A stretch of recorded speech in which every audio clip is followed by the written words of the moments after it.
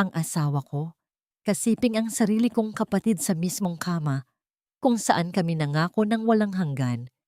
Habang tinitiis ko ang init ng kusina para sa dangal ng pamilya, sila ay nagpapakasasa sa bawal na ligaya. Wala kang silbi. Ang huling salitang dumurog sa aking pagkatao bago nila ako itinapon sa malupit na alon ng dagat. Ngunit ang dagat na pumatay sa akin ang siya ring saksi sa aking muling pagsilang. Ngayon, ako ay nagbabalik hindi bilang biktima, kundi bilang ang bagyong kikitil sa inyong kapayapaan. Handa ka na bang harapin ang multo ng nakaraang pilit mong ibinaon? Sawang-saw na ako sa mukha mong amoy malan sa Mirelda. Pirma mo lang ang kailangan ko, hindi ang pagmamahal mo. Ang boses na yon ni Leandro, ang lalaking pinagkatiwalaan ko ng aking buhay at pangarap, ay tila isang matalim na balaraw na bumaon sa aking pandinig. Hindi ko kailangang lumingon upang malaman kung kanino galing ang malupit na pangungusap na yon. Naroroon siya sa loob ng aming silid, kalong ang aking kapatid na si Selena. Habang ako ay nakatayo sa labas ng pintuan, bit-bit ang isang tray ng paboritong pagkain na niluto ko para sa kanya. Sa gitna ng nakapapapasong init sa kusina, ginugol ko ang buong maghapon upang ihanda ang mga putaheng tanging ama ko lamang ang nakakaalam ng sikreto. Ang aking mga kamay ay may mga bahid pa ng uling at ang aking tapis ay basa ng pawis at sabaw. Lahat ng ito ay tiniis ko sa ngalan ng tradisyon at pagmamahal sa pamilyang akala ko ay akin. Ngunit habang tinitingnan ko ang dulo ng aking mga daliri na nanginginig, naramdaman ko ang lamig na hindi nanggagaling sa paligid kundi mula sa kaibuturan ng aking puso. Babe, huwag ka namang ganyan. Baka marinig tayo ng ate ko. Ang malambing na tinig ni Selena ay humahalo sa hanging puno ng kataksilan.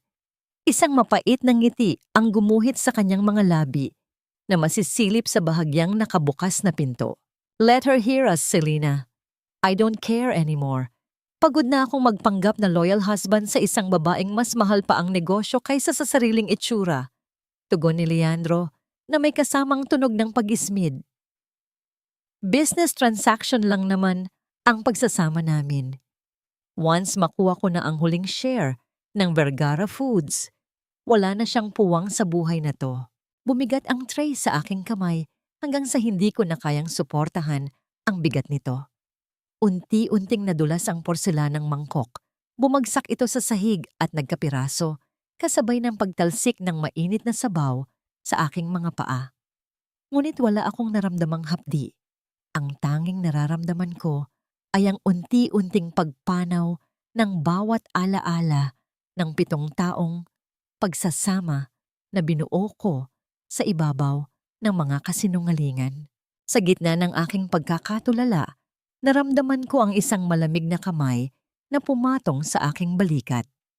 Si Doña Celestina iyon, ang aking biyenan, na ang muka ay tila isang rebultong walang emosyon sa kabila ng kanyang marangyang kasuotan. Mirelda, bakit ka nagkakalat dito? Look at you. Napaka-unbecoming ng hitsura mo para sa isang asawa ng CEO. Ang kanyang boses ay mahinahon, ngunit bawat salita ay tila isang lason na dahan-dahang pumapasok sa aking sistema. Sabi ko naman sa'yo, ang babae ay dapat marunong mag-adjust. Kung hindi ka naging masyadong mapagmataas sa yaman mo, baka hindi naghahanap si Leandro ng kalinga sa iba. Obligasyon mong intindihin ang asawa mo, di ba? Tumingala ako sa kanya. Pilit na hinahanap ang kahit katiting na awa sa kanyang mga mata na madalas kong makita sa simbahan. Ngunit wala. Ang nakita ko lang ay ang refleksyon ng sarili kong pagkawasak. Ang pamilyang pinaglingkuran ko, ang mga taong itinuring kong buhay, ay sila palang mga anay na dahan-dahang umubos sa pundasyon ng aking pagkatao. Ano pang hinihintay mo? Linisin mo ang kalat na yan at ayusin mo ang sarili mo. We have guests downstairs. Huwag mong ipahiya ang pamilya Vergara. Dagdag pa niya bago ako tinalikuran ng walang pag-aalinlangan.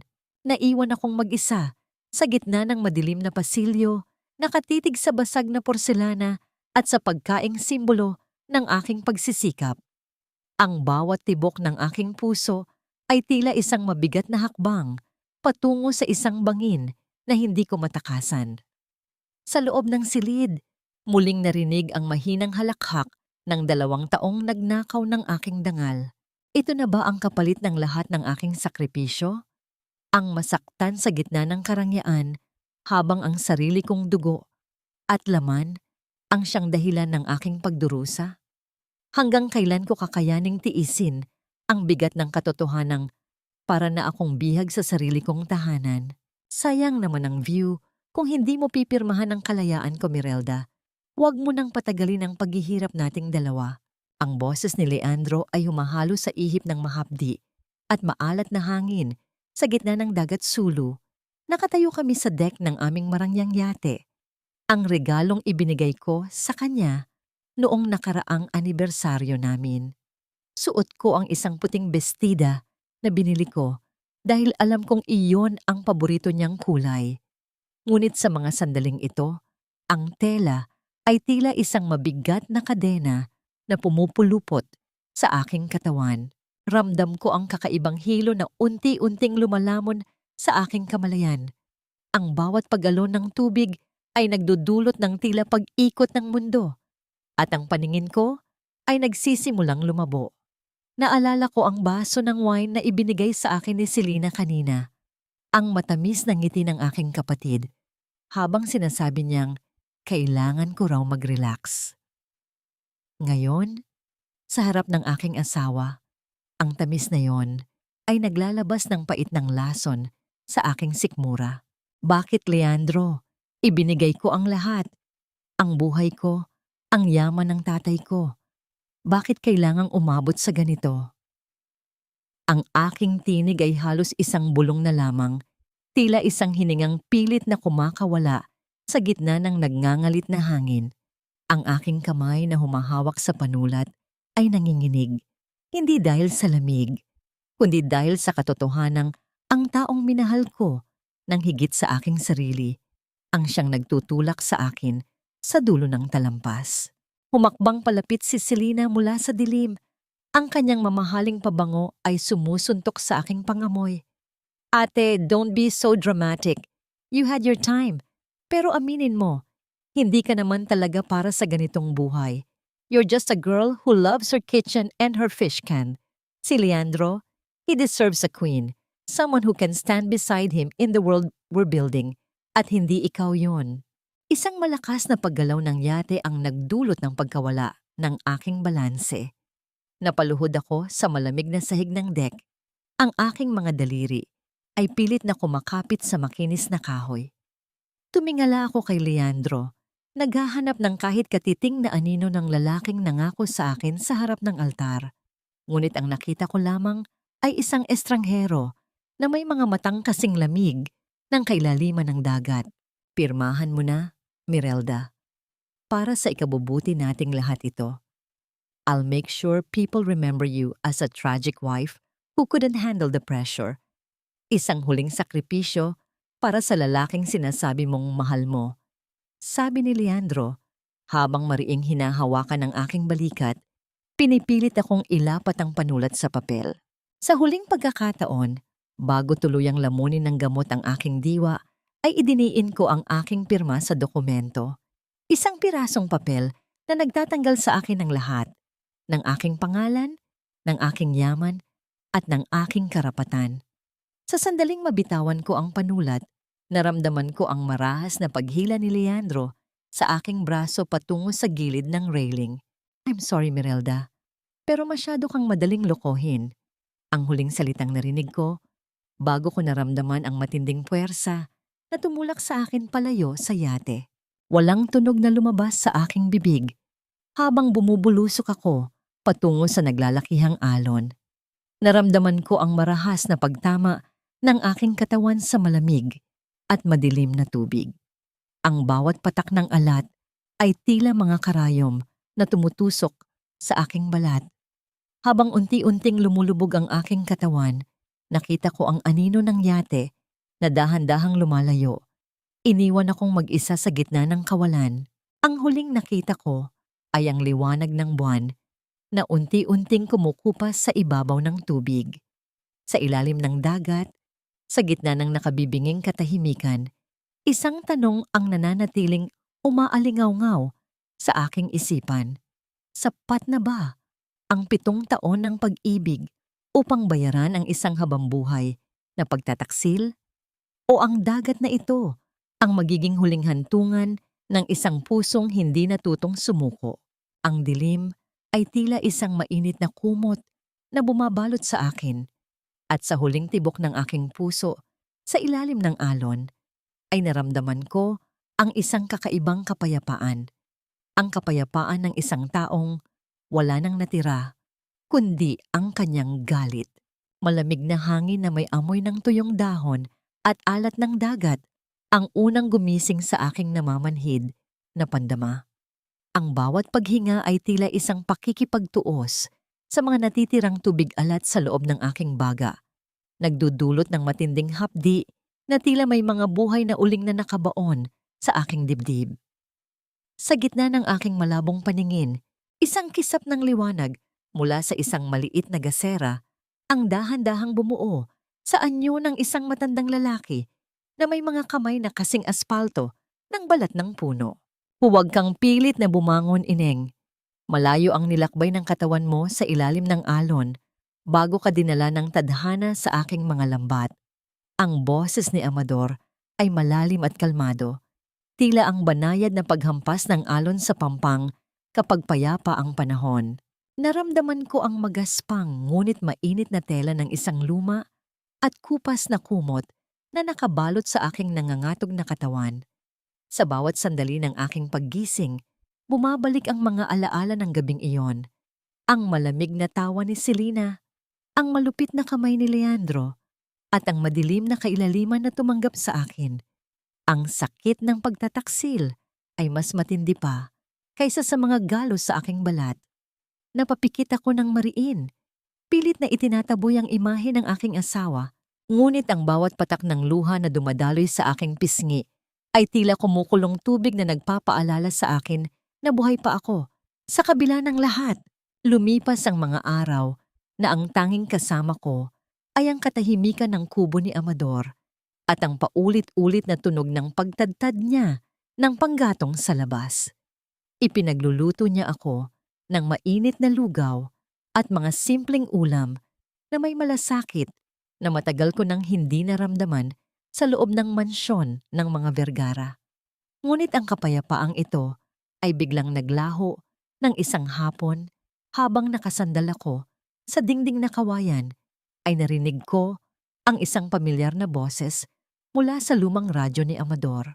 Isang linggo na ang lumipas mula nang mawala si Mirelda Vergara sa gitna ng sulusi. Ayon sa pahayag ng kanyang asawang, si Leandro Vergara, matinding emosyonal na pinagdadaanan umano ang naging sanhi ng trahedya matapos mabunyag ang isang kontrobersyal na issue tungkol sa kaniyang personal na buhay. Ang boses ng reporter ay tila isang malamig na hatol na tuluyang dumurog sa natitira kong dangal. Nanginginig ang aking mga kamay habang pilit kong inaabot ang radyo, na para bang gusto kong patahimikin ang bawat kasinungalingang lumalabas dito. Hindi sapat na wasakin nila ang buhay ko. Sinira rin nila ang aking pangalan sa harap ng lahat. Sa mga sandaling iyon, ang Mirelda na kilala ng mundo, ang masunurin, mapagmahal, at laging nagsasakripisyong asawa, ay tila tuluyan ng naglaho kasama ng alon sa kailaliman ng dagat. Tumingin sa akin si Amador nang may malalim na pangunawa. Inilapag niya ang isang basong tubig sa aking tabi at hinawakan ang aking balikat nang may katatagan. Ang dagat, Ineng, ay marunong magtago ng sikreto, ngunit marunong din itong magluwa ng katotohanan sa tamang panahon. Kung gusto mong mabuhay muli, kailangan mong ibaon ang babaeng iyan na kanilang pinag-uusapan. Tumango ako, ang aking mga mata ay nakatitig sa kawalan habang ang galit ay unti-unting pumapalit sa pighati. Hindi na ako babalik bilang biktima. Kung ang mundo ay naniniwalang patay na ako, hahayaan ko silang mabulag sa sarili nilang Mga kasinungalingan habang itinatayo ko ang isang bagyong hindi nila inaasahan. Ngunit ang aking determinasyon ay muling yanig nang magpatuloy ang balita sa radyo. Sa gitna ng pagdadalamhati, inanunsyo rin ng pamilya Vergara ang nalalapit na pagsasama ni Leandro Vergara at ng kanyang katuwang sa negosyo na si Selena. Ayon sa kanila, ito ay upang ipagpatuloy ang legacy ng kumpanya at upang may katuwang ang binate sa pagbangon mula sa trahedya. Napatigil ang aking hininga. Ang hapdi sa aking dibdib ay napalitan ng isang malamig at matalim na determinasyon. Sila ay nagsasaya sa ibabaw ng aking libingan. Suot ang mga ngiting nagnakaw ng aking buhay.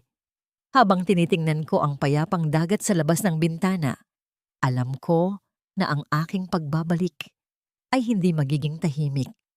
Ang bawat luhang pumatak sa sahig ng kubong ito ay magiging bayad sa bawat sentimong ninakaw nila sa aking pagkatao. Ang 7 taon ay hindi lamang bilang ng mga araw na lumipas, kundi isang mahabang serye ng mga gabi, kung saan ang bawat patak ng pawis ay humahalo sa alat ng aking mga lihim na luha. Sa pantalan ng Palawan, bago ako sumakay sa maliit na lansa patungong Maynila at kalaunan ay sa Singapore, mahigpit ang naging yakap ko kay Tay Amador. Ang kanyang mga kamay na magaspang ay tila nag-iwan ng huling bakas ng init ng tahanan sa aking balat. Huwag mong hahayaang lamunin ng dilim ang iyong puso, Ineng. Bumalik ka ng may kapayapaan. Ang huling bilin niya, habang ang amoy ng tuyong dagat ay unti-unting naglalaho sa aking pandinig, kasabay ng paglayo ng bangka mula sa pampang.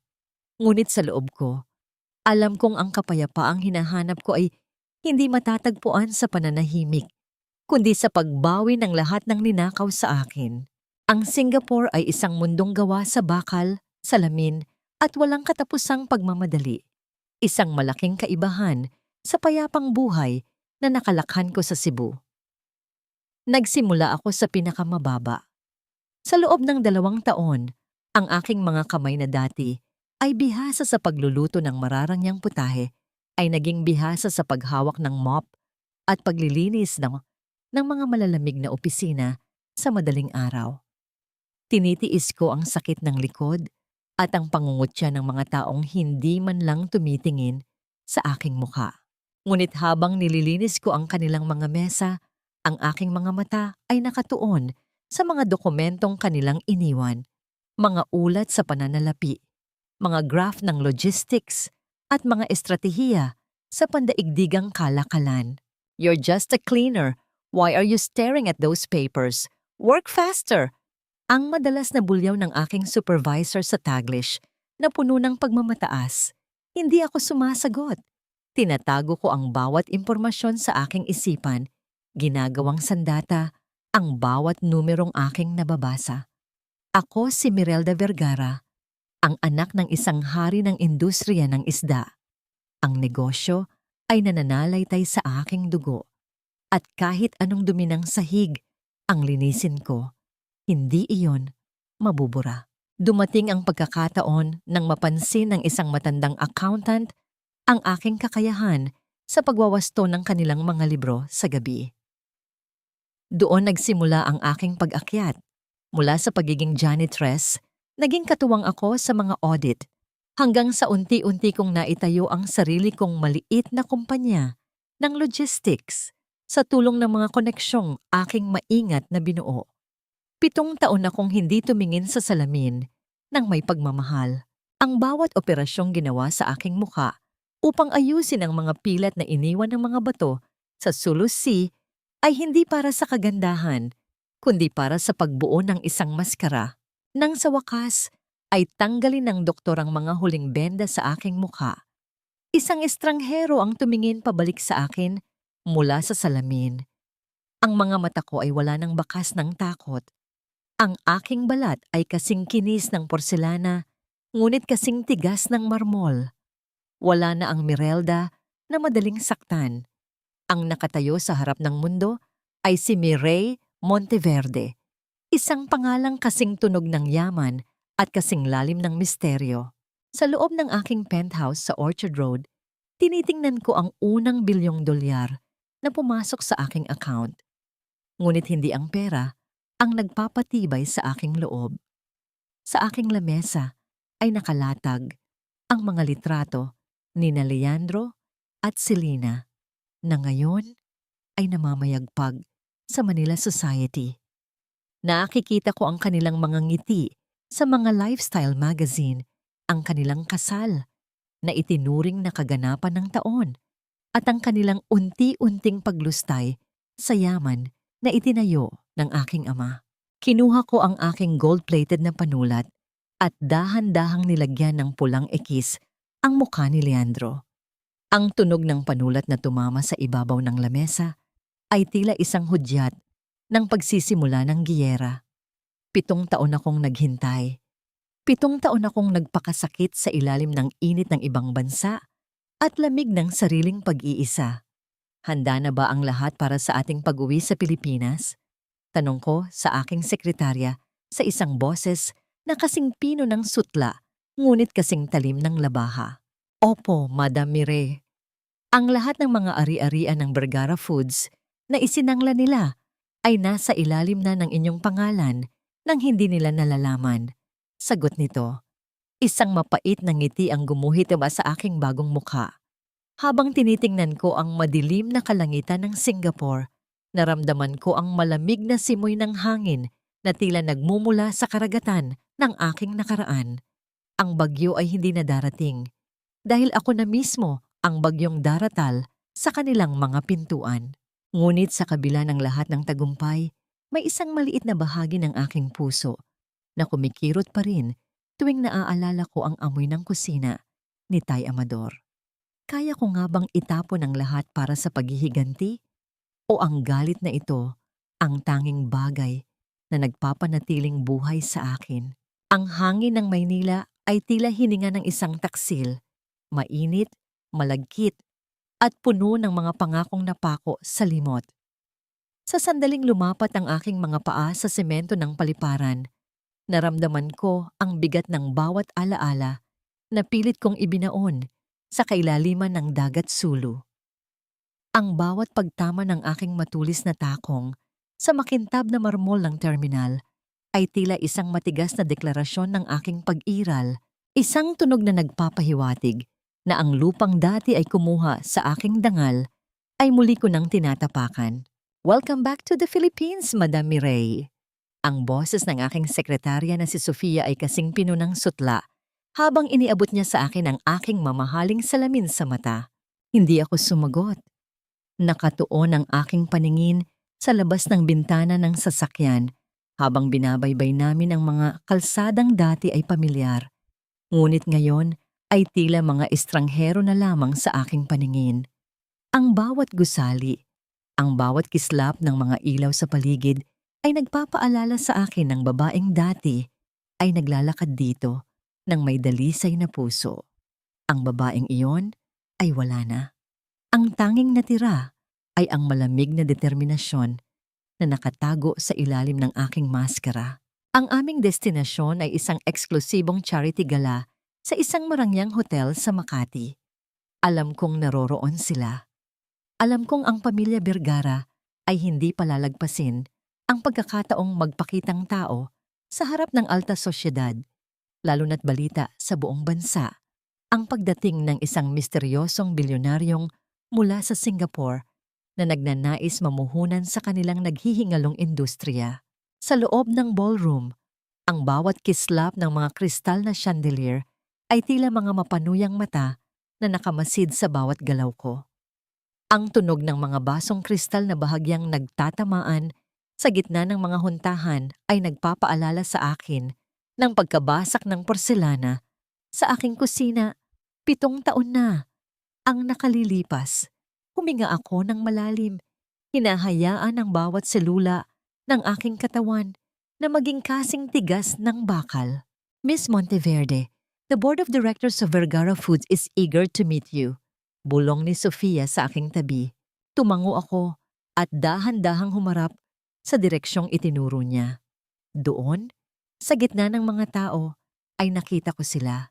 Si Doña Celestina na tila hindi tumanda at suot pa rin ang kanyang maskara ng kabanalan habang may hawak na rosaryong ginto. At sa kanyang tabi, si Leandro. Ang lalaking dati ay itinuring kong langit.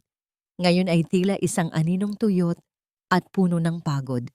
Kahit pasuot niya ang pinakamahal na tuxedo, naramdaman ko ang paninigas ng aking mga daliri sa loob ng aking mamahaling clutch bag. Ang aking puso ay tila isang ibon na pilit kumakawala sa aking dibdib. Ngunit ang aking mukha ay nanatiling kalmado, kasing lamig ng isang estatwa. Isang hakbang, dalawa tatlo.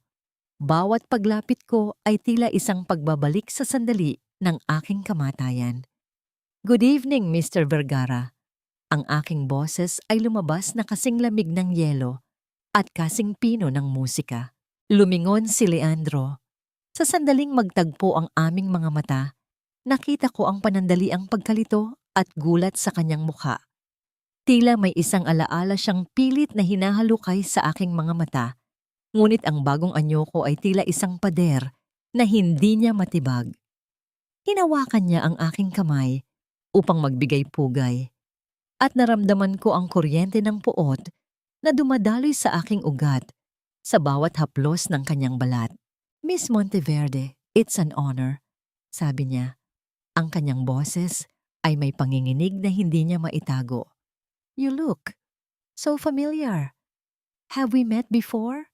Isang mapait na ngiti ang gumuhit sa aking mga labi. Ang bawat salita ko ay tila isang kutsilyo na dahan-dahang hinihiwa ang katahimikan sa pagitan naming dalawa. Perhaps in another life, Mr. Vergara. Or perhaps in your dreams or your nightmares. Nakita ko ang paglunok ni Leandro. Ang kanyang lalamunan ay gumalaw ng may takot na hindi niya maipaliwanag. Sa mga sandaling iyon, lumapit si Selena. Suot ang isang pulang bestidang tila sumisigaw ng kanyang kawalang hiyaan. Ang kanyang mga mata ay puno ng selos habang nakatingin sa akin. Hindi alam na ang babaeng kinaiinggitan niya ay ang kapatid na mismong mga kamay niya ang nagtapon sa kailaliman. Tumingin ako sa kanilang dalawa. Ang mag-asawang binuo ang kanilang kaligayahan sa ibabaw ng aking bangkay. Habang nakatayo ako sa harap nila, suot ang aking bagong kapangyarihan. Isa lamang ang tanong na nananatiling umaalingaw-ngaw sa aking isipan. Handa na ba kayong harapin ang multo ng inyong mga kasalanan? O hahayaan nyo na lamang bang muling lamunin kayo ng alon ng katotohanang inyong tinakasan? Ang sikat ng araw na tumatagos sa malalaking bintana ng aking pansamantalang opisina sa Bonifacio Global City ay tila walang init. Kasing lamig ng mga dokumentong nasa harap ko. Ang bawat pahina ay naglalaman ng mga listahan ng utang, mga isinanglang titulo, at mga ulat ng pagkalugi ng Vergara Foods. 7 taon ng maling pamamahala, 7 taon ng paglustay ni Selena sa pera ng kumpanya, at 7 taon ng pagtatangkang itago ni Leandro ang katotohanang unti-unti nang gumuguho ang imperyong ninakaw nila sa akin. Nabalik ang aking diwa nang marinig ko ang marahang pagbukas ng pintuan. Hindi ko na kailangang tumingin upang malaman kung sino ang pumasok. Ang amoy ng kanyang mamahaling kolon ay tila isang nakalalasong paalala ng bawat gabing hinintay ko siya sa aming lumang tahanan. Miss Monteverde, thank you for seeing me on such short notice. I know how busy your schedule is. Ang boses ni Leandro ay puno ng paggalang, ngunit naroon pa rin ang yabang na tila hindi kayang burahin ng anumang krisis. Inikot ko ang aking upuan ng dahan-dahan. Nakita ko siyang nakatayo roon. May dalang isang leather na portfolio. Ang kanyang mga mata ay pagod, ngunit pilit na nagpapakita ng karisma. Ang bawat hibla ng kanyang buhok ay maayos, ngunit ang kanyang mga kamay na bahagyang nanginginig habang inaayos ang kanyang kurbata ay nagbunyag ng kanyang tunay na nararamdaman. Natatakot siya.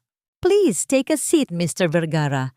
Time is money, and based on these reports, it seems your company is running out of both. Ang aking boses ay patag. Walang emosyon, kasing talim ng isang bagong hasang labaha. Napansin ko ang bahagyang pagdaing ng silya nang maupo siya. Inilapag niya ang mga dokumento sa aking lamesa nang may pag-aalinlangan. I'll get straight to the point, Miss Monteverde. Kailangan namin ng bridging loan. We have a major expansion project sa Cebu, and we just need a little push to get things back on track. We are willing to offer 20% of our equity as collateral. Isang mapait na ngiti ang gumuhit sa aking mga labi. Alam ko ang katotohanan. Walang expansion sa Cebu. Ang perang hinihingi niya ay pambayad lamang sa mga supplier na buwan na nilang hindi binabayaran at pambili ng mga bagong alahas para kay Selena upang itago ang kanilang paghihirap sa harap ng mga kaibigan nila. Equity? Mr. Vergara, based on my audit, your equity is worth less than the paper it's printed on. Marami kayong ghost projects and your operational costs are bleeding the company dry. Sabi ko, habang dahan-dahang hinahawakan ang gintong panulat na nasa aking lamesa. Ang marahang pagpindot ko sa dulo nito ay nagbigay ng hudyat sa simula ng isang mapanganib na kasunduan. Nakita ko ang pagpula ng kanyang mukha, ang pagkapahiya na pilit niyang nilulunok. Look, Mireille. May I call you Mireille? We've had some setbacks, I admit. Pero Vergara Foods is a legacy brand.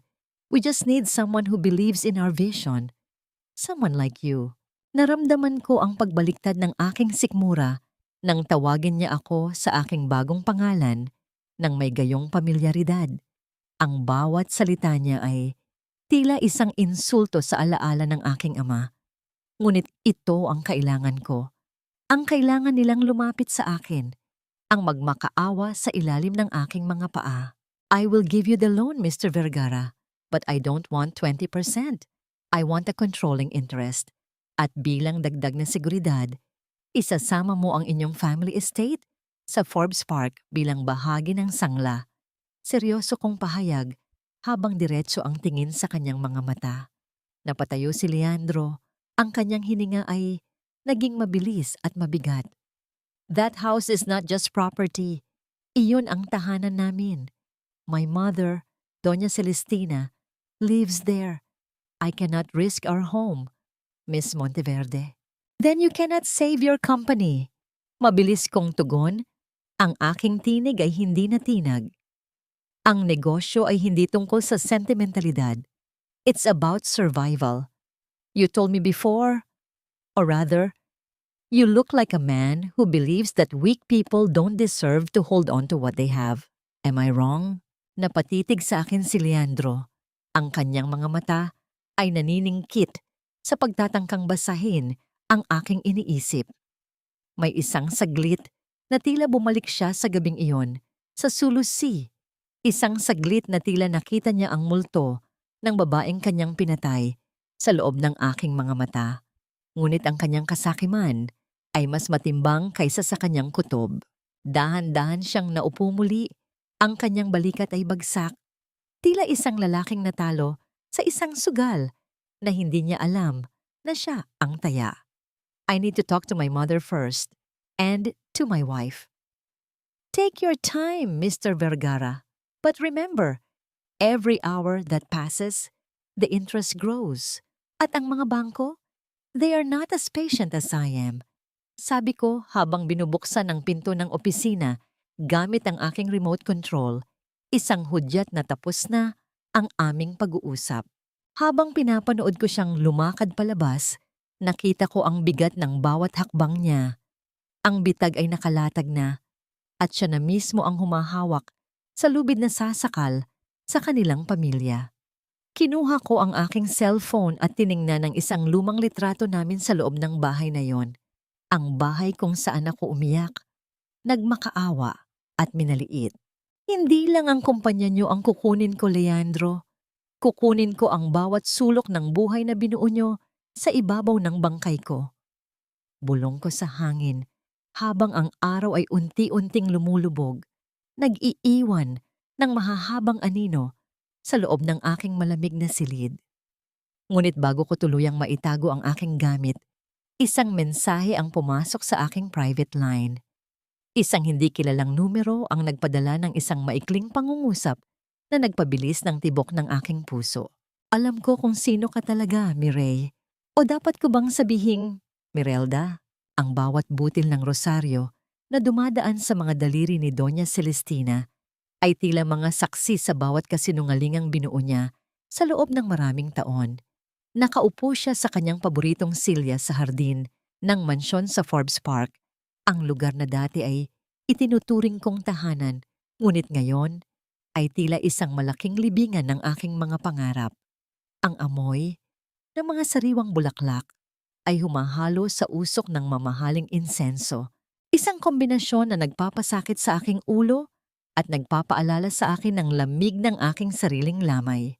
Dahan-dahan akong humakbang patungo sa kanya.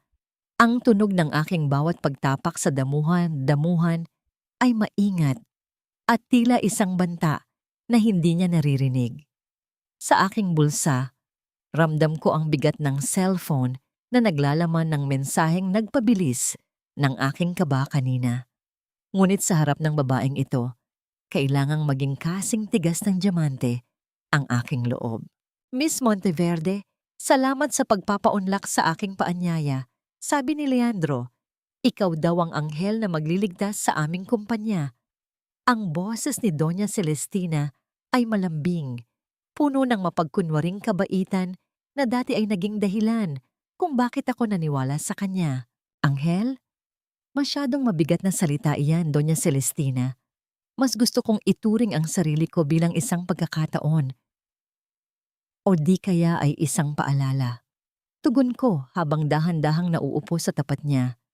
Ang marahang pagtama ng aking takong sa semento ay tila isang hudyat ng pagsisimula ng aming labanan.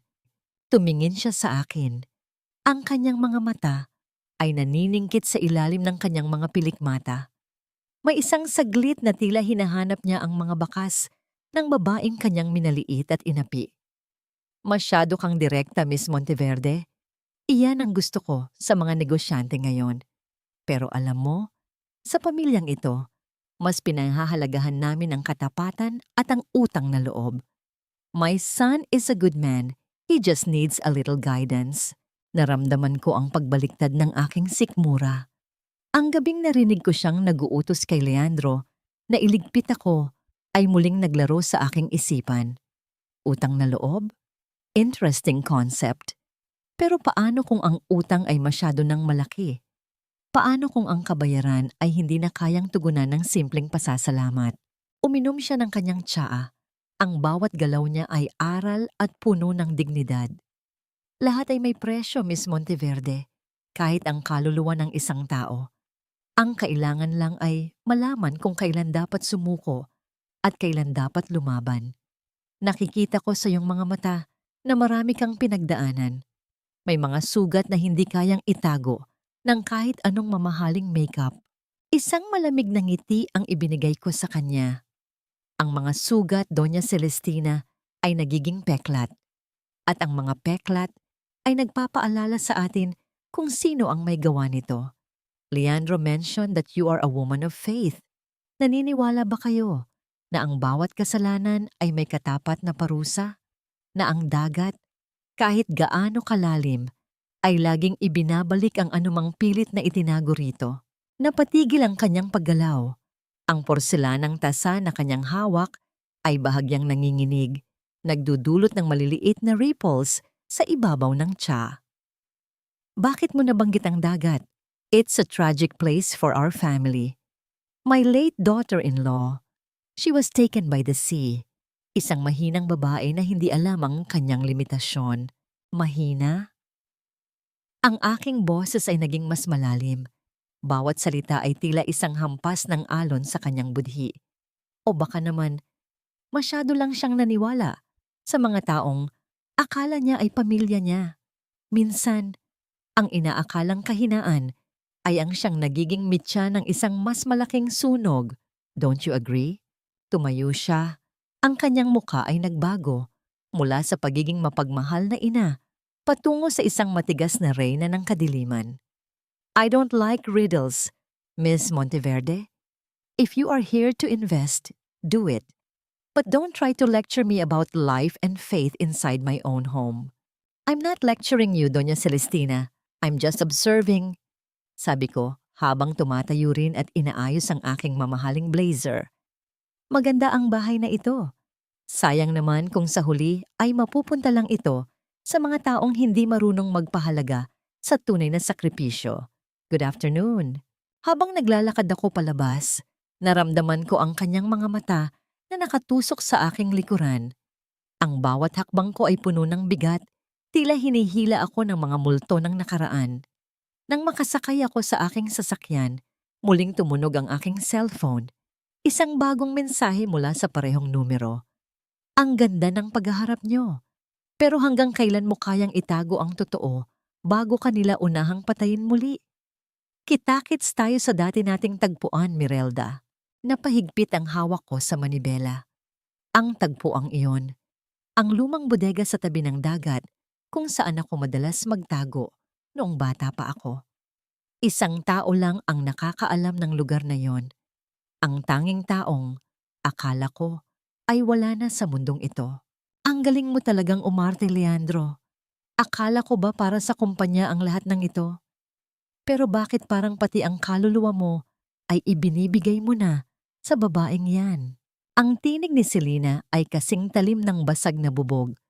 Bawat salita ay may kalakip na puot habang inihahagis niya ang isang mamahaling silk scarf sa ibabaw ng lamesa ni Leandro. Ang silid na yon, na dati ay puno ng kanilang mga lihim na bulong ng pag-ibig, ay tila naging isang arena ng digmaan kung saan ang bawat hininga ay puno ng hinala. Naramdaman ko ang isang malamig na kasiyahan habang pinapanood ko sila mula sa monitor ng aking sasakyan sa labas ng gusali. Ang munting regalo na ipinadala ko sa opisina ni Leandro, isang scarf na may amoy ng aking bagong pabango at isang card na walang pirma, ay gumana ng higit pa sa aking inaasahan. Selena, please sound unease. Miss Monteverde is our only hope.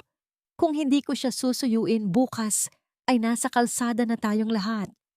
Ang boses ni Leandro ay paos, puno ng pagod at desperasyon. Ang kanyang mga kamay ay pilit na hinihilamos sa kanyang mukha. Tila gustong burahin ang mga linyang dulot ng walang katapusang problema sa pera. Suyuin o akitin. Nakikita ko kung paano ka tumingin sa kanya, Leandro. Para kang nakakita ng multo na gusto mong yakapin. Sigaw ni Selena, ang kanyang mukha ay namumula sa galit. Ang kanyang mga mata ay naniningkit sa selos na matagal na niyang itinatago sa ilalim ng kanyang marangyang lifestyle. Dahan-dahan akong sumandal sa malambot na upuan ng aking sasakyan. Ang bawat pag-atake ni Selena ay tila isang himigang musika sa aking pandinig. Alam ko ang kanyang kahinaan. Ang kanyang pinakamalaking takot ay ang mapalitan. Ang itapon gaya ng ginawa nila sa akin.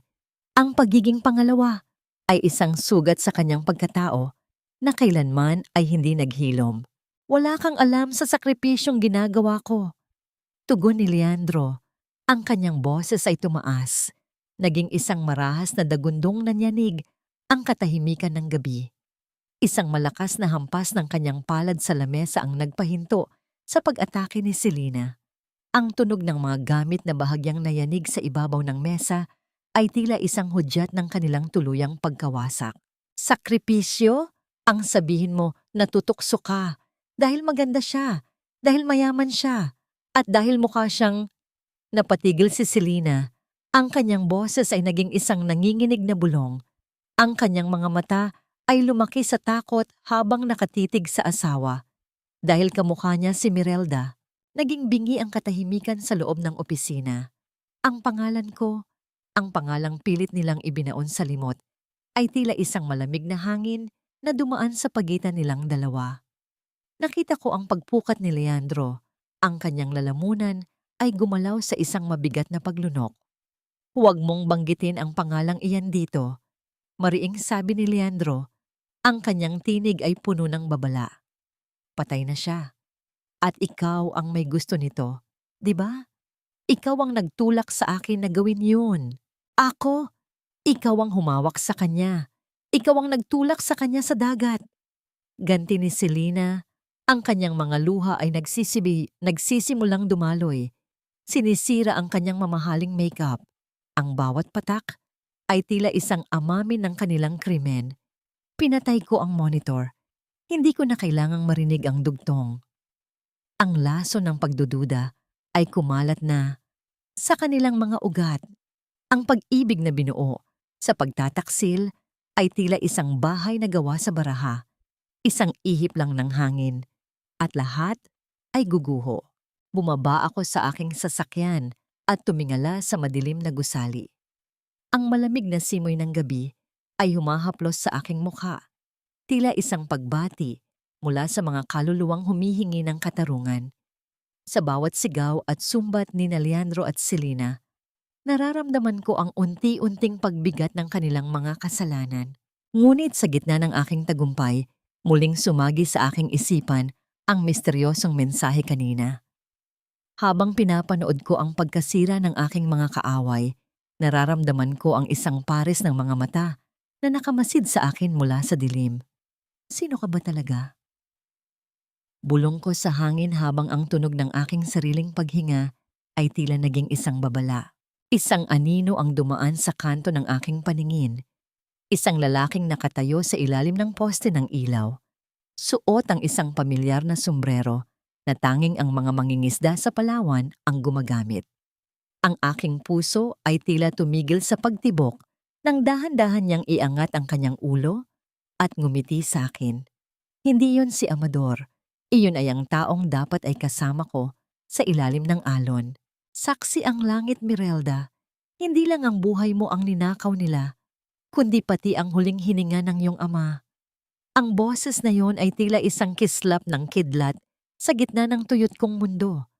Nanigas ang aking buong katawan habang nakatitig sa matandang babaeng dahan-dahang nagtanggal ng kanyang malapad na sombrero.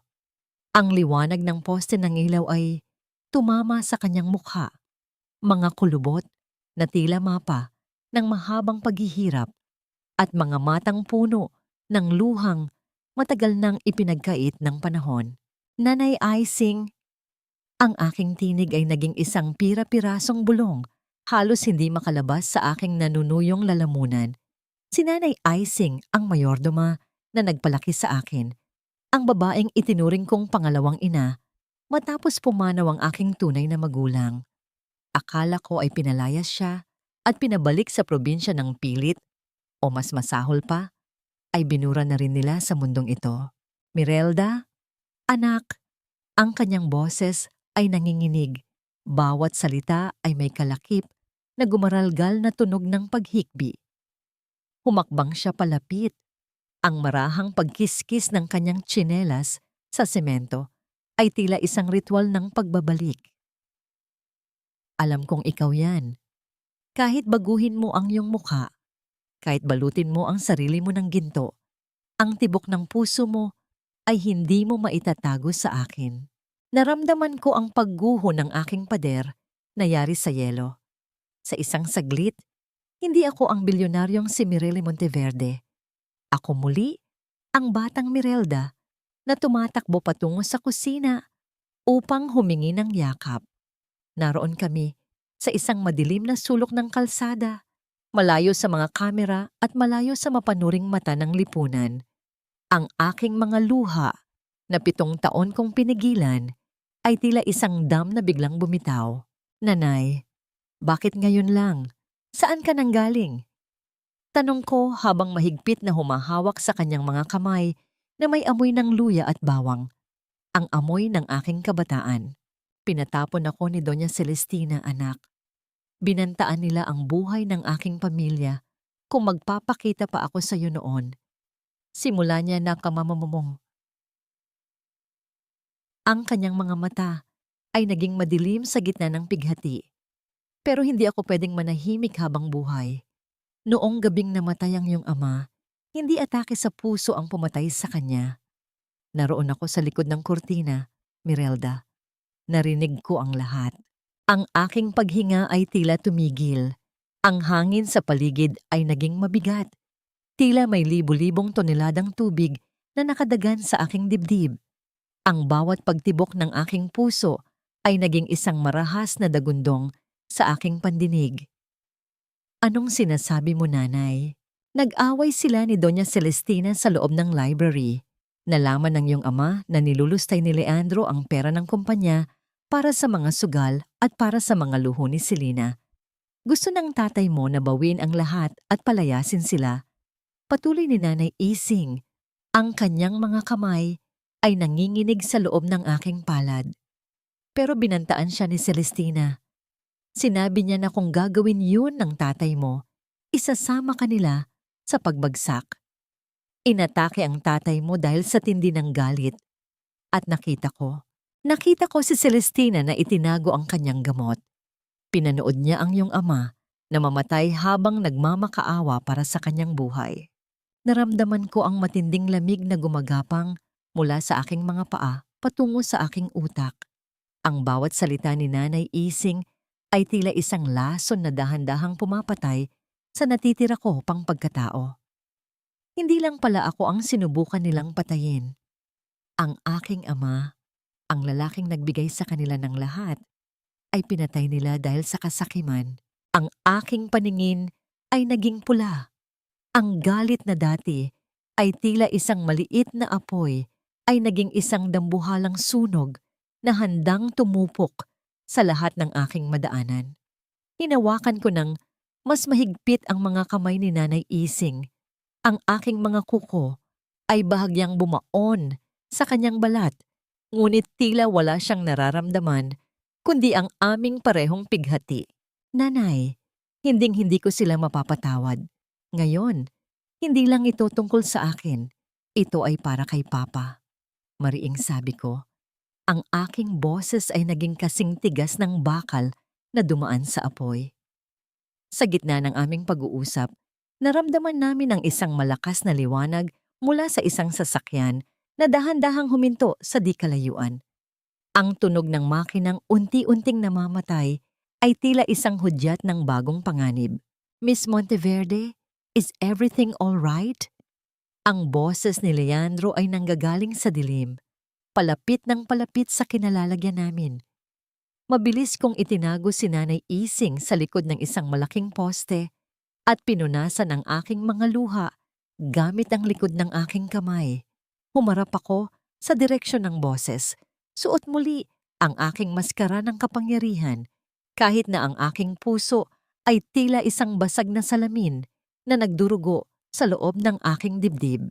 Mr. Vergara, napaka-imposible mong hindi makita kahit saan. Ang aking boses ay lumabas na kasing pino ng musika, ngunit may talim ng isang punyal. Sa ilalim ng madilim na langit, habang nakatayo ang lalaking pumatay sa aking ama at sumubok pumatay sa akin, isa lamang ang aking naisip. Ang katarungan ay hindi na sapat. Ang kailangan nila ay ang maranasan ng impyernong kanilang itinanim. Miss Monteverde, anong ginagawa mo rito sa madilim na bahaging ito ng kalsada? Akala ko ba ay nakaalis ka na? Ang boses ni Leandro ay parang isang malamig na haplos ng bakal sa aking batok. Nararamdaman ko ang bawat hibla ng aking buhok na tumatayo habang ang anino niya ay dahan-dahang lumalaki sa semento, papalapit sa kinalalagyan ko. Sa likod ng poste, ramdam ko ang panginginig ng mga kamay ni Nanay Ising. Ang bawat pigil na hininga niya ay tila isang munting huni ng ibon na pilit nagtatago mula sa isang mandaragit. Huminga ako ng malalim. Hinahayaan ang baon ng galit sa loob ng aking dibdib na maging isang kalmado ngunit mapanganib na lawa. Humarap ako sa kanya. Ang aking mukha ay kasing kinis ng porselana at walang bakas ng luhang pumatak kanina. Ang bawat pagkurap ng aking mga mata ay isang sadyang pagkilos upang itago ang nagngangalit na apoy ng paghihiganti. Mr. Vergara, hindi ko alam na kailangan ko na palang humingi ng permiso sa iyo kung saan ko gustong magmuni-muni. Ang aking boses ay lumabas na kasing pino ng sutla, ngunit may talim na sapat upang humiwa ng laman. Masyado kasing maingay sa loob ng ballroom. Gusto ko lang maramdaman ang simoy ng gabi bago ko tuluyang pirmahan ang tadhana ng kumpanya nyo. Nakita ko ang pag-aalinlangan sa mga mata ni Leandro. Ang liwanag mula sa poste ng ilaw ay tumatama sa kanyang mukha. Inilalantad ang bawat linya ng pagod at hinala. Humakbang siya palapit. Ang tunog ng kanyang sapatos sa semento ay tila isang mabagal na martilyo na tumatama sa aking pasensya. Isang hakbang pa at baka maramdaman na niya ang presensya ni Nanay Ising. May kausap ka ba? Parang may narinig akong boses kanina. Sabi niya, ang kanyang mga mata ay gumagala sa madilim na sulok sa likuran ko. Naramdaman ko ang panlalamig ng aking mga daliri. Kung makikita niya si Nanay Ising, masisira ang lahat. Ang bawat sakripisyo ko sa loob ng 7 taon ay magiging abo sa isang saglit. Lumapit ako sa kanya. Isang mapanganib na lapit na nagpabago sa bilis ng kanyang paghinga. Ang amoy ng aking mamahaling pabango ay tila isang gayuma na pilit sumusuntok sa kanyang pandama. Isang paraan upang ilayo ang kanyang atensyon mula sa dilim. Masyado ka yata kasing praning, Leandro. Baka iyon ay ang bulong lang ng iyong konsensya. Kung mayroon ka pa niyon, bulong ko, ang aking mga mata ay nakatitig ng diretso sa kanya. Tila hinihigop ang bawat lakas ng loob na natitira sa kanya. O baka naman, natatakot ka lang na may mga multo mula sa nakaraan na biglang magpakita sa'yo? Nakita ko ang paninigas ng kanyang panga. Ang kanyang lalamunan ay gumalaw sa isang mabigat na paglunok. At sa isang sandali, nakita ko ang takot na pilit niyang itinatago sa likod ng kanyang taksido. Ang pangalan ng aking ama, ang katotohanan ng kanyang pagkamatay na kabubunyag lang sa akin, ay tila isang lason na gusto kong isigaw sa harap niya. Ngunit nanatili akong tahimik, ang aking puso ay tila isang basag na kampana na tumutunog sa kailaliman ng pighati. Miss Monteverde, you are a very mysterious woman. Minsan parang kilala kita. Minsan naman, parang ikaw ang pinakamalaking banta sa buhay ko. Ang kanyang boses ay naging paos. Puno ng tensyong hindi niya maipaliwanag. Isang mapait na ngiti ang ibinigay ko sa kanya habang dahan-dahan kong inilalayo ang aking sarili. Ang bawat galaw ko ay aral. Bawat sulyap ay may layunin.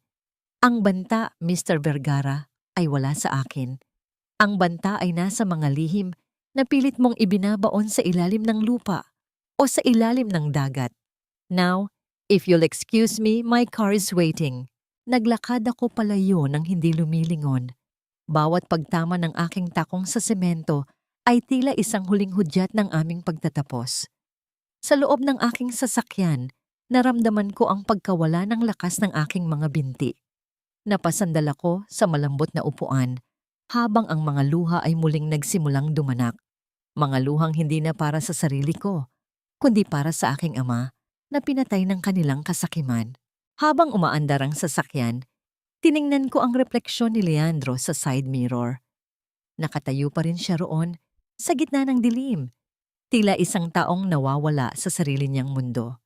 Ang katotohanang nalaman ko ngayong gabi ay tila isang matalim na karayom na nakabaon sa aking puso. Hindi lang pala pera ang ninakaw nila. Ninakaw nila ang pagkakataon kong makapiling ang aking ama sa kanyang huling hininga. Paano ko pa makakayanang tingnan ang langit ng hindi nararamdaman, ang bigat ng katarungang hindi ko pa naibibigay? O ang bawat segundong lumilipas ay isa lamang paghahanda para sa isang pagsabog na wawasak sa lahat ng kanilang pinahahalagahan? Ang bawat pirma mo sa mga dokumentong ito ay tila isang huling pako sa kabaong ng iyong dangal, Leandro. Habang pinapanood ko ang dahan-dahang paggalaw ng iyong kamay, naaalala ko ang bawat gabing nanalangin ako sa kailaliman ng dagat na sana ay bigyan pa ako ng pagkakataong makitang lumuluha ang iyong mga mata dahil sa kawalan. Nakahanda na ang lahat sa ibabaw ng aking lamesang gawa sa madilim na mahogany. Ang mga papeles na naglalaman ng kabuuan ng utang ng Vergara Foods, ang mga isinanglang titulo ng kanilang mga lupain sa Cebu, at ang pinakamahalaga sa lahat, Ang kasunduan na nagbibigay sa akin ng higit sa 50% ng kontrol sa kanilang kumpanya. Sa loob ng 7 taon, pinangarap ko ang sandaling ito, ang sandaling ang bawat sentimong ninakaw nila ay babalik sa akin nang may kasamang interes ng pait at pagsisisi. Ang mahinang pagtama ng mga buko ng daliri sa aking pintuan ay bumasag sa katahimikan ng aking silid. Pumasok si Leandro na tila isang taong pasa ng buong mundo. Ang kanyang tuxedo ay hindi na kasing kinis ng dati. Ang kanyang mga balikat ay bahagyang nakakubli at ang kanyang mga mata ay may mga itim na bilog na nagkukwento ng mga gabing walang tulog. Mireille, narito na ang mga huling papeles na hinihingi mo. Pinirmahan na rin ito ni Mama. Ang kanyang boses ay paos, tila isang tuyong dahon na hinihipan ng hangin. Ito na ang lahat. Ang Forbes Park, ang mga planta sa Cebu. Lahat ay nasa ilalim na ng iyong pangalan bilang seguridad sa loan. Dahan-dahan kong kinuha ang folder. Ang pagdampi ng aking mga daliri sa papel ay nagdulot ng isang kakaibang kilabot sa aking katawan. Ito ang katibayan ng aking tagumpay, ngunit sa bawat pahinang binubuklat ko, ang mukha ng aking ama ang nakikita ko. Ang kanyang mga ngiti, ang kanyang mga pangarap na binuo. Sa loob ng kumpanyang ito, lahat ay dinumihan ng mga taong nasa harap ko ngayon. You look devastated, Mr. Vergara. Akala ko ba ay sanay ka sa mga ganitong transaksyon? Ang aking boses ay lumabas na kasing lamig ng yelo na dahan-dahang tumutunaw sa init ng kanyang desperasyon. Hindi ba't sabi mo noon, ang negosyo ay para lamang sa mga taong may sikmura, para sa panganib? Naupo si Leandro sa tapat ko. Ang kanyang mga kamay ay magkasalikop at mahigpit ang pagkakahawak, tila pinipigilan ng sarili na tuluyang gumuho. Mireille, hindi ko alam kung bakit pakiramdam ko ay may personal kang galit sa amin. We are partners now. Ang pagbagsak namin ay pagbagsak mo rin.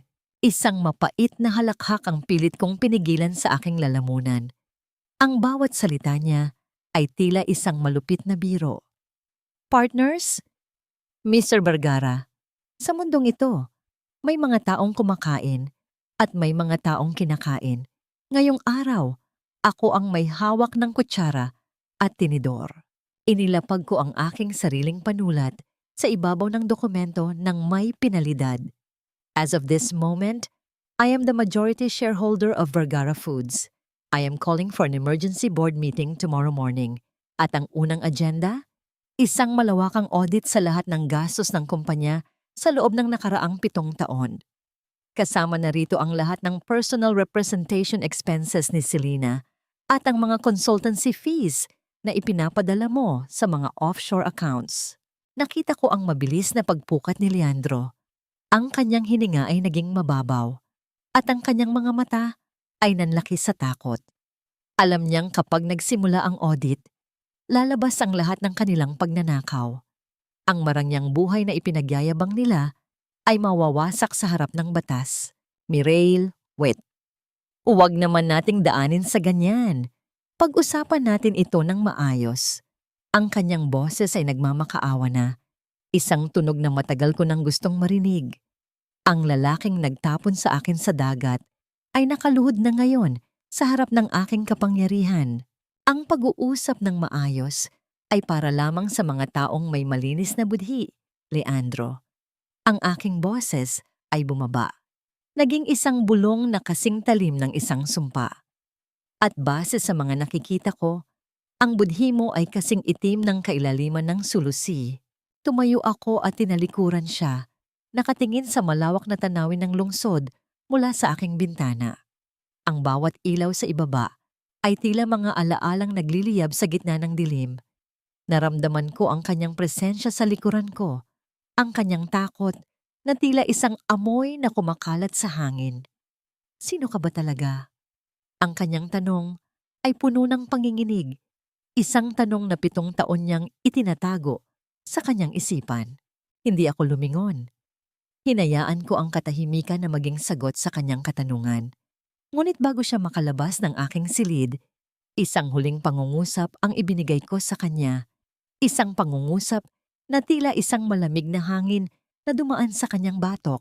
Huwag mong kalimutang sabihan ang iyong asawa at ang iyong ina na mag-impake na. Ang bahay sa Forbes Park ay hindi na sa inyo simula bukas. At Leandro, siguraduhin mong masarap ang huling hapunan nyo sa loob ng mansyong yon. Dahil ang susunod ninyong pagkain ay baka sa likod na ng rehas.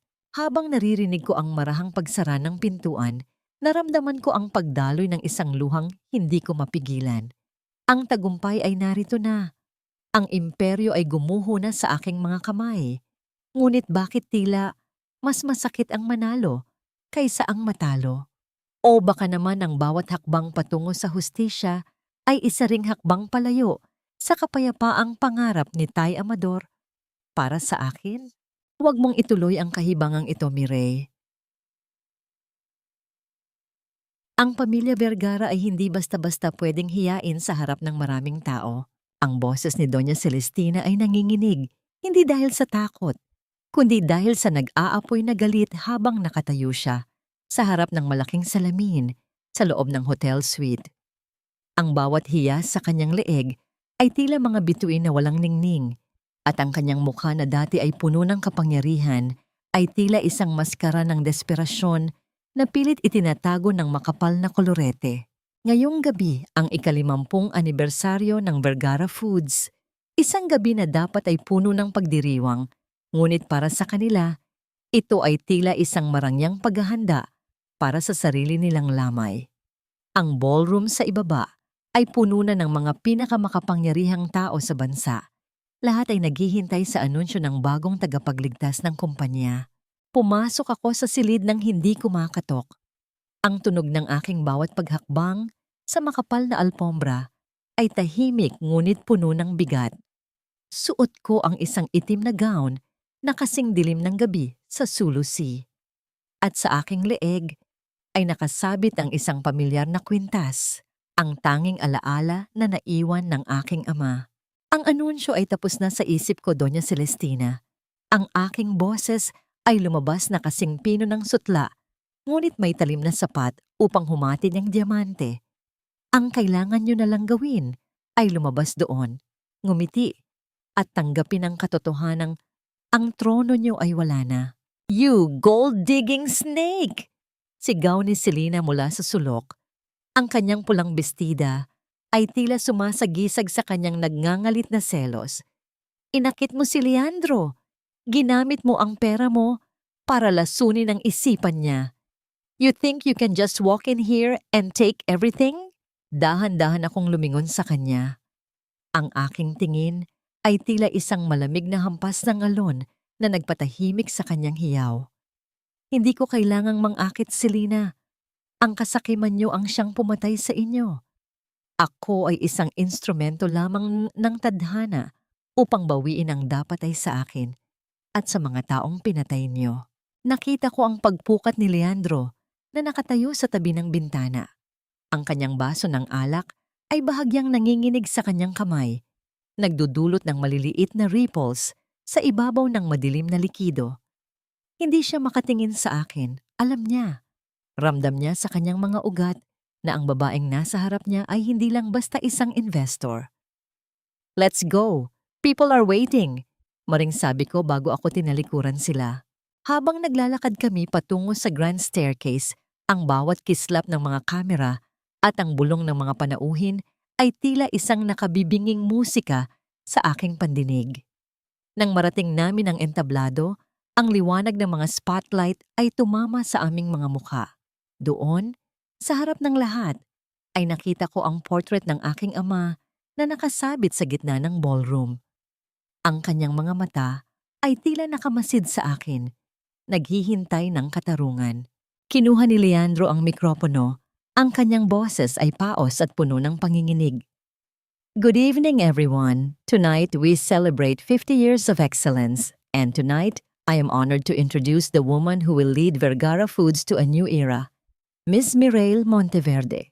Ang palakpakan ay tila isang malakas na dagundong na niyanig ang buong silid. Humakbang ako palapit sa podium. Ang bawat segundo ay tila tumigil sa pag-ikot. Tumingin ako sa madla at pagkatapos ay dahan-dahang lumingon kina Doña Celestina at Selina na nakatayo sa likuran ko nang may mapagkunwaring mga ngiti. Salamat, Mr. Vergara. Ang aking boses ay umalingaw-ngaw sa buong ballroom, malinaw at matatag. Ngunit bago tayo magpatuloy sa selebrasyon, may isang mahalagang video na kailangan nating mapanood. Isang dokumentaryo tungkol sa tunay na pundasyon ng kumpanyang ito at ang mga lihim na pilit itinago sa kailaliman ng dagat. Nakita ko ang panlalaki ng mga mata ni Leandro. Ang kanyang mukha ay naging kasing puti ng papel habang ang malaking screen sa likuran ko ay nagsimulang magpakita ng isang imahe. Hindi iyon dokumentaryo.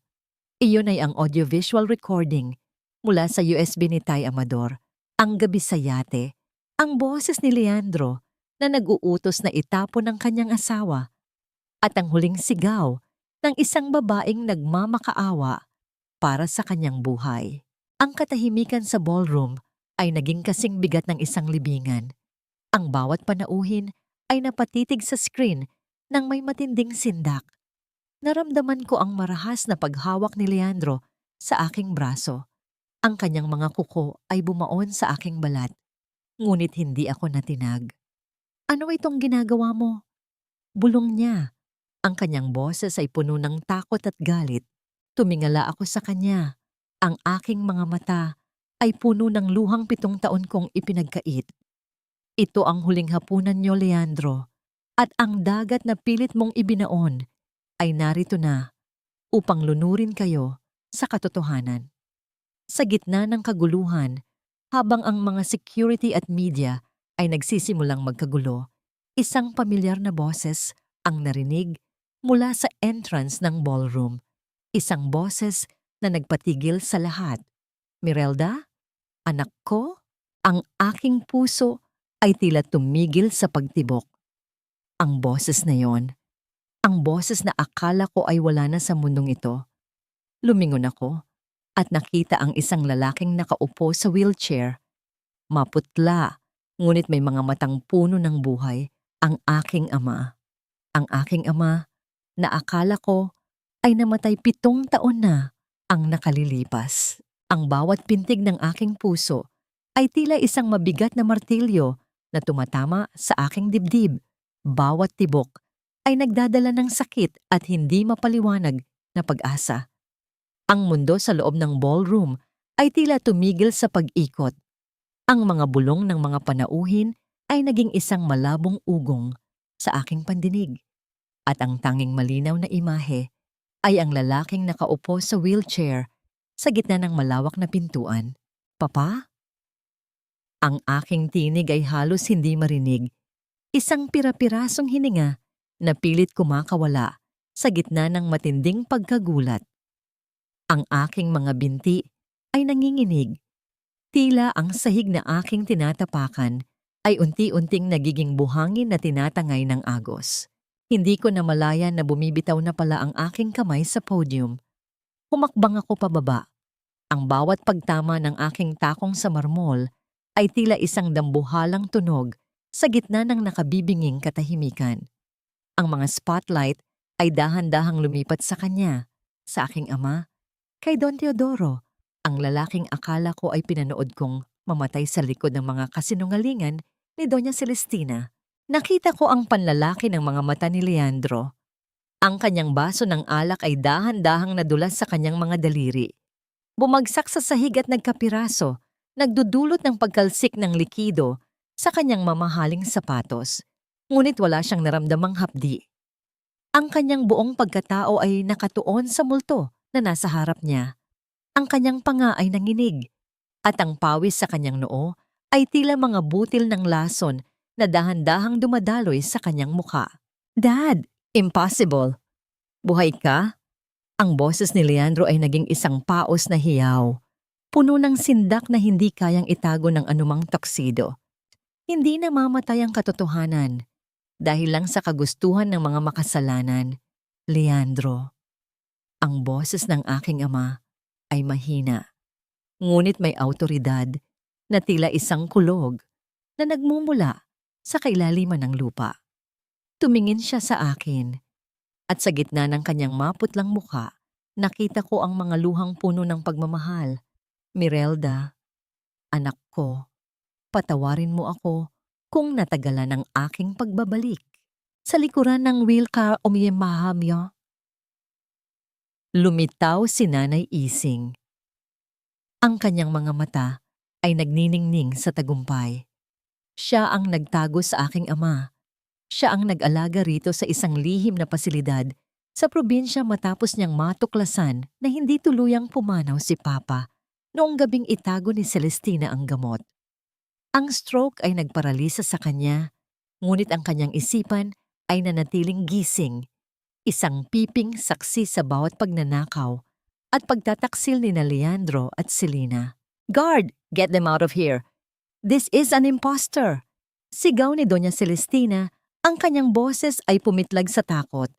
Ang kanyang maskara ng kabanalan ay tuluyan ng nagkapira-piraso. Ngunit walang gumalaw sa mga security guard. Sa halip, ang mga pintuan ng ballroom ay muling bumukas at pumasok ang mga tauhan ng National Bureau of Investigation. Ang bawat kislap ng mga lente ng kamera mula sa media ay tila mga kidlat na tumatama sa mga mukha ng mga taksil. Ang video na ipinalabas ko kanina, kasama ang testimonya ng aking ama na buhay at handang magsalita, ay sapat na upang gumuho ang kanilang mundo sa loob lamang ng ilang minuto. Leandro Vergara, Selena Vergara at Doña Celestina Vergara, kayo ay inaaresto sa kasong frustrated murder, falsification of documents at malakihang pandarambong. Ang seryosong pahayag ng opisyal ay tila isang huling hatol na umalingaw-ngaw sa buong ballroom. Naramdaman ko ang pagdaloy ng mga luha sa aking pisngi. Hindi na ito mga luha ng pighati, kundi mga luha ng katarungang 7 taon kong hinintay. Lumapit ako sa aking ama at lumuhod sa tapat ng kanyang wheelchair. Hinawakan ko ang kanyang malamig na kamay at sa haplos na yon, naramdaman ko ang muling pagkabuo ng aking pagkatao. Ngunit sa gitna ng kaguluhan, habang napapalibutan ng mga Vergara, isang padalos-dalos na galaw ang ginawa ni Selena. Dinampot niya ang matulis na piraso ng basag na kristal mula sa sahig at mahigpit itong hinawakan malapit sa kanyang leeg, habang ang kanyang mga mata ay puno ng takot at desperasyon. "Hindi niyo ako pwedeng dalhin sa kulungan. Hindi ko kayang bumalik sa dating buhay," sigaw niya, dahilan upang mapuno ng tensyon at sindak ang buong paligid. Tumingin ako kay Selena, ang aking kapatid, na pilit pumatay sa akin. Sa gitna ng kanyang takot, nakita ko ang isang babaeng nilamon na ng sarili niyang kasamaan. Ang bawat hakbang ng mga pulis ay nagdudulot ng mas malalim na pagbaon ng kristal sa kanyang balat. Mababawi ko na ba ang lahat? O ang gabing ito ay magtatapos sa isa na namang trahedyang hindi ko inaasahan? Ang katarungan ba ay kailangang laging may kasamang panibagong dugo? Ibaba mo ang bubog na yan, Selena. Hindi mo kailangang dumanak ang dugo upang patunayan ang iyong pagkatalo. Ang aking boses ay lumabas na kasing pino ng sutla, ngunit may bigat ng isang pader na hindi matitibag. Nakatitig ako sa aking kapatid, na ngayon ay tila isang ligaw na hayop na nasasabitan sa sarili nitong bitag.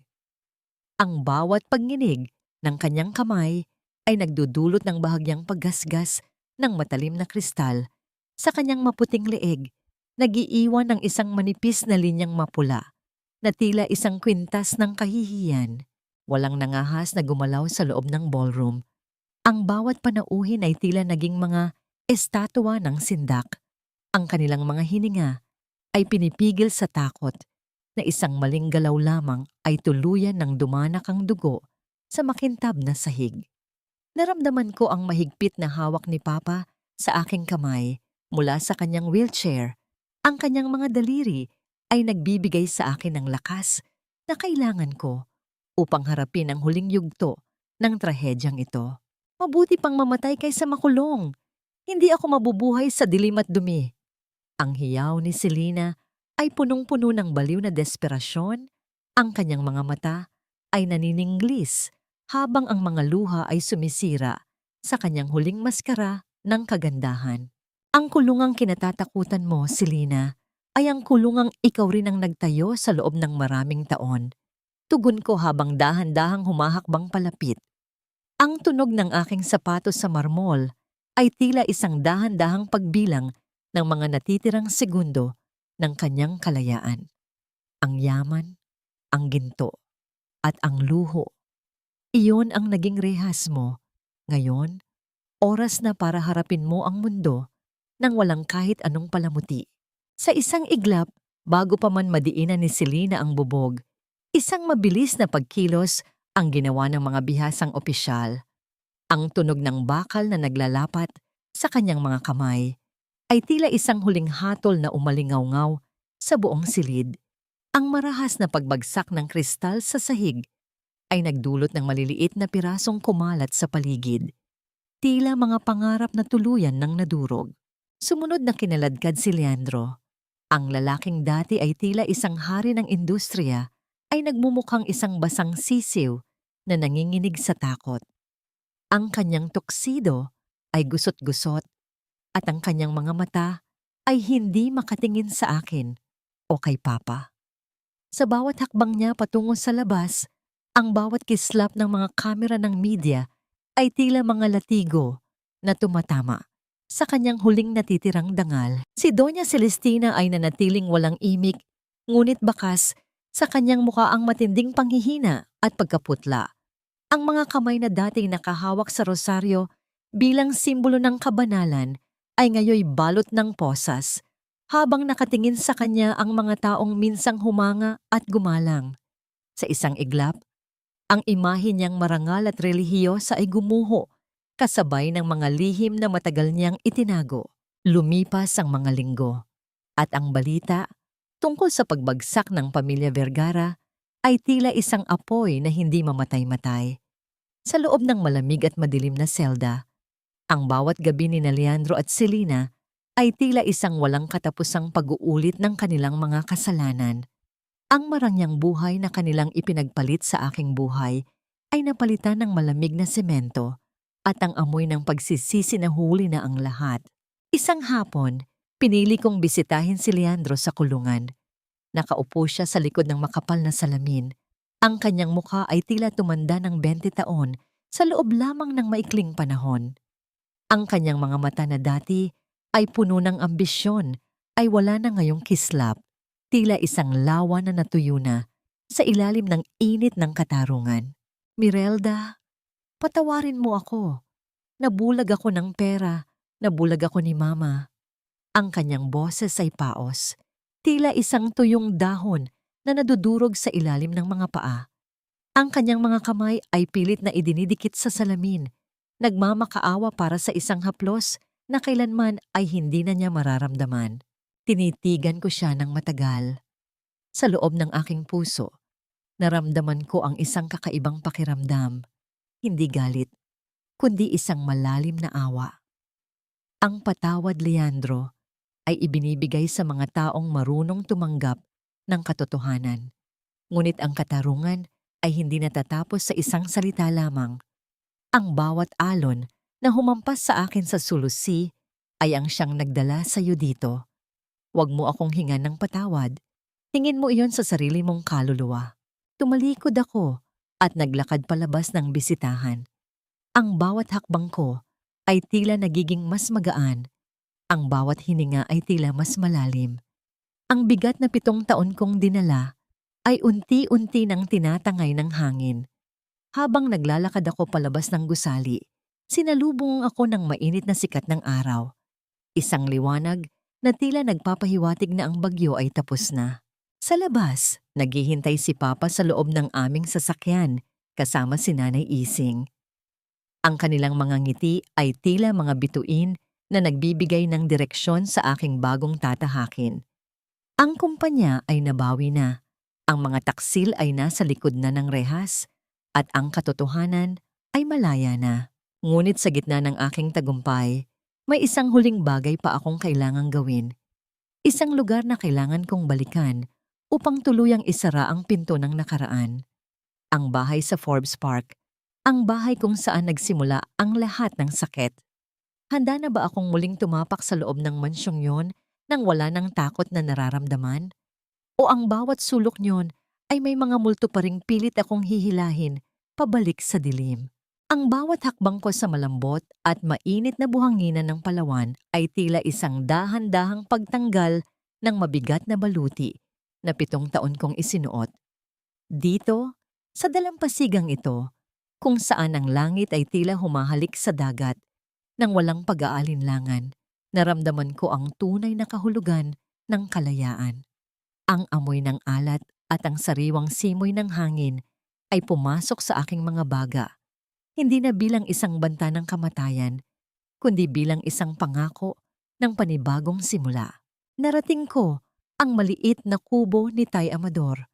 Ang tunog ng tuyong kahoy na dahan-dahang bumubukas ay tila isang pamilyar na pagbati mula sa nakaraan. Tahimik ang loob ng kubo, ang bawat gamit ay balot na ng manipis na alikabok, ngunit ang bawat sulok ay punong-puno ng mga gunita ng kabutihang hindi humingi ng anumang kapalit. Dito ako muling nabuo. Dito ako tinanggap nang walang tanong, kahit na ang tanging dala ko noon ay ang aking mga sugat at pait. Inilapag ko ang aking daladalahan sa lumang papag.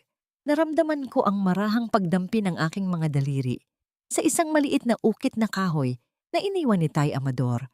Isang imahe ng isang mangingisdang nakatitig sa malawak na karagatan. Ang paghawak ko rito ay nagdulot ng isang matinding kirot sa aking dibdib, ngunit hindi na ito ang kirot ng galit. Ito ay ang hapdi ng pangungulila sa isang taong naging sandigan ko sa gitna ng bagyo. Tay, tapos na po. Bulong ko sa gitna ng katahimikan ng kubo. Ang hustisyang ipinanalangin natin ay narito na. Wala na ang mga aninong pilit na humahabol sa akin. Dahan-dahan akong lumabas at tumayo sa harap ng dagat. Ang mga alon ay dahan-dahang humahampas sa aking mga paa. Ang malamig na tubig ay tila isang banal na basbas na naghuhugas sa bawat natitirang puot sa aking ugat. Sa loob ng 7 taon, ang dagat na ito ang naging simbolo ng aking pagkamatay. Ngunit sa mga sandaling ito, nakita ko ang katotohanan. Ang dagat ay hindi pumatay sa akin. Ang dagat ang nagligtas sa akin mula sa isang buhay na punong-puno ng kasinungalingan. Kinuha ko mula sa aking bulsa ang isang maliit na bote na naglalaman ng mga dokumento ng Vergara Foods, isang simbolikong paglilibing sa pangalang naging dahilan ng lahat ng aking pagdurusa. Inihagis ko ito ng malakas patungo sa kailaliman. Ang dahan-dahang paglubog niyon sa asul na tubig ay tila isang huling hudyat na ang Mirelda na biktima ay wala na. Ang Mireille o Monteverde na bilyonaryo ay isa na lamang maskarang maaari ko nang hubarin kung kailan ko nais. Ngayon, ang tanging natira ay ako, si Mirelda, ang anak ni Teodoro, ang babaeng natutong bumangon mula sa kailaliman ng alon. Naramdaman ko ang pagdaloy ng isang luha, ngunit ito ay mainit at puno ng kapayapaan. Napatingin ako sa malayo kung saan ang araw ay dahan-dahang lumulubog, nag-iiwan ng kulay kahel at lilang guhit sa kalangitan.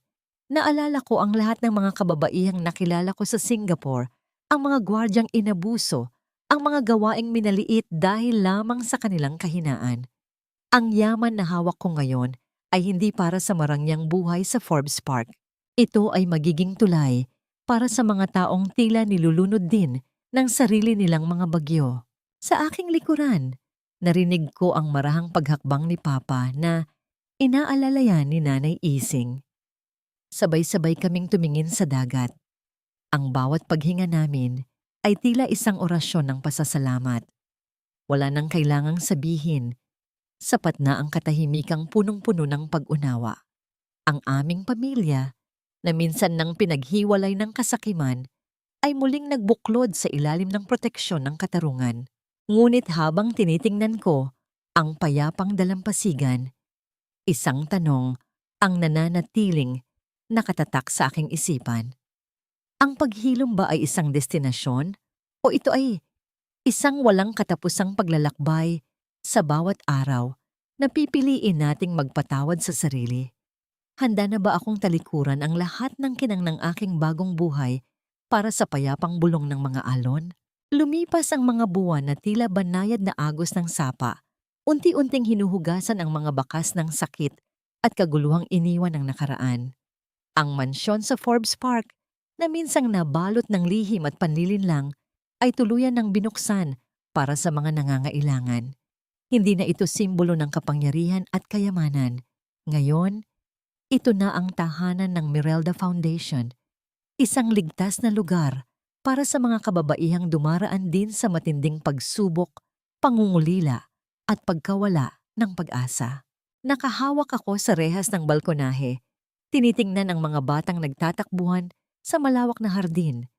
Ang bawat halakhak nila ay tila isang munting himig ng pag-asa na bumububura sa bawat sigaw ng pait na narinig ko. Sa loob ng bahay na ito, 7 taon na ang nakalilipas. Sa tabi ko, nakaupo si Papa sa kanyang wheelchair, ang kanyang mukha ay may bakas na ng kulay at ang kanyang mga mata ay nagniningning habang pinapanood ang mga bunga ng aming pagbabalik. Merelda, anak. Ang kanyang boses ay mas malakas na ngayon, puno ng katatagan. Tingnan mo sila. Ang bawat buhay na natutulungan natin ay isang pasasalamat sa tadhana na hindi tayo hinayaang tuluyang mawala sa dilim. Ngumiti ako at hinawakan ang kanyang kamay. Opo, Papa. Ang yaman na ito ay walang saysay kung hindi natin ito gagamitin upang magbigay ng liwanag sa iba. Ang bawat sentimo na kinuha nila sa atin ay ibinabalik na natin sa mundo sa paraang mas makabuluhan. Dumating si Nanay Ising bit-bit ang isang tray ng mainit na tsa. Ang amoy ng sariwang dahon ng pandan ay humahalo sa simoy ng hapon, nagbibigay ng pakiramdam ng tunay na tahanan. Wala na ang takot sa kanyang mga mata. Ang tanging naroon ay ang kapayapaan ng isang taong nakagawa ng tama sa harap ng may kapal.